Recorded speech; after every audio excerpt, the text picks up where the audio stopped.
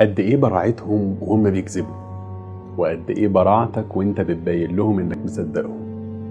قد ايه جامدين في كذبهم وحواراتهم، بس انت اجمد منهم وانت مكمل ومهودهم.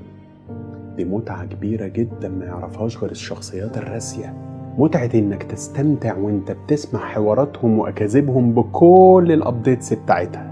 ما هو الكذاب نساي، في كل مرة يحكي لك فيها هيكون متخيل انه ما حكاش، فيغير في حكايته ويعدل في كذبته وانت تستمتع ببلاش. والذكي منهم بيحفظ نفسه عشان ما ينساش، ودي بقى متعة اكبر هيعيشها صاحب العقل الاكبر. لما تكون هرشه من اول ما ينطق، قفشه والكذب بيجري على لسانه من اول ما يبدأ، ومع ذلك بتسايره كأنك بكلامه معجب. هي دي المتعة اللي مش هيعيشها غير شخص راسي بعقل متزن.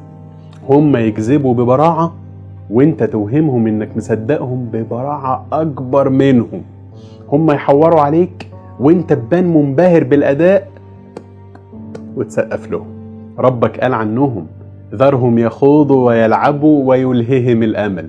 وديك قاعد بتسلي نفسك بيهم بدل ما تتشحن اكتر منهم، ما انت مضطر تسمعهم. فبدل ما تحمل نفسك فوق طاقتك بسبب حواراتهم، اللي يجيلك بالغصب خده بالرضا واسمعهم.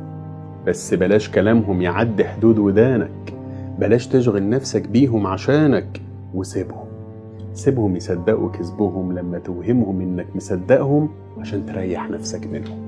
ربنا اصرف عنا من تعمدوا الكذب علينا، ولا تجمعنا بهم يا رب صدفة ولا قدرا ولا حلما ولا واقع. نجنا يا مولانا من كذبهم ومكرهم وغيرتهم وكيدهم وحسدهم وأذاهم.